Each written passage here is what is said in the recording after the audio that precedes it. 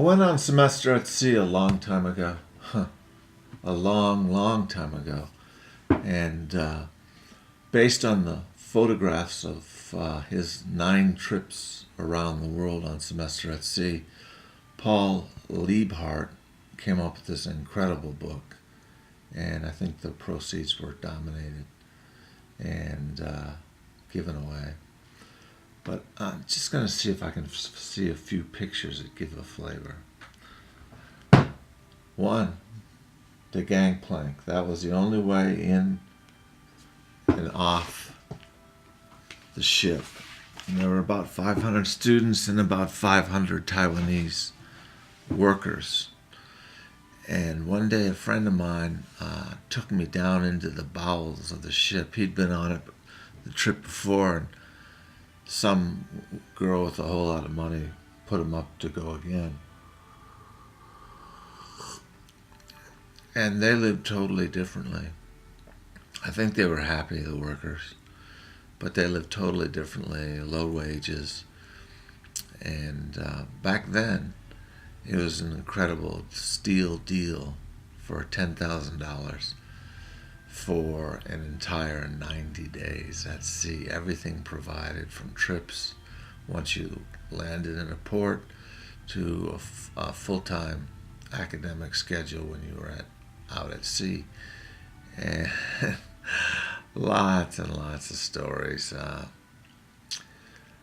I was involved a little bit in the spiritual aspect at first, applying the summer principles that I learned just the summer before with this group. And this was the good things I learned. And I tried to implement them with church service on Sunday compared to the experience in Newport.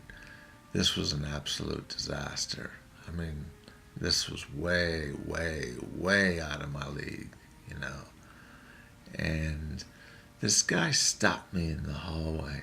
I didn't even see him in church, but just screamed in my face some religious thing. And obviously he's had some problems. But if it was now, I was bigger than him. I'd scream right back in his face, you know, start quoting scripture, you know, talking about his mama, getting close, face to face. And if it came to blows, it came to blows.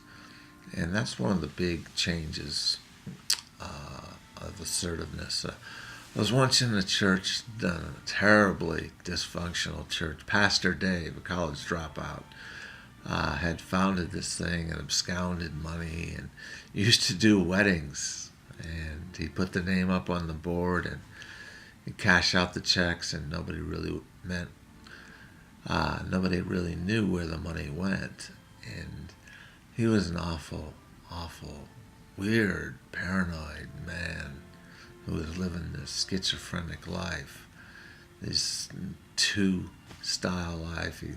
He'd go out to bars and go out drinking, and he'd fuck somebody else's wife who was vulnerable because her husband just died, and yet she was still young, and fill her house up with goodies so he could keep fucking her, from widescreen TVs to furniture. And you know, where did all the money come from? There was zero accountability.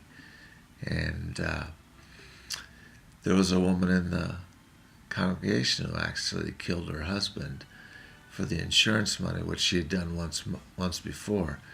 And nobody had the discernment. They were going out, the whole church, as many as could, were going out searching for his body when she killed him all along. There was a murder-suicide attempt, and this is purely by the grace of God. The woman was shot in the shoulder by her husband, who was going to then shoot himself.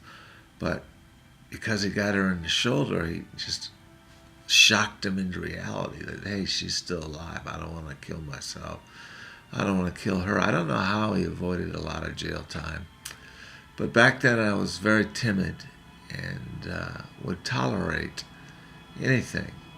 And one time Pastor Dave said, even a guy like Sean can be used by God.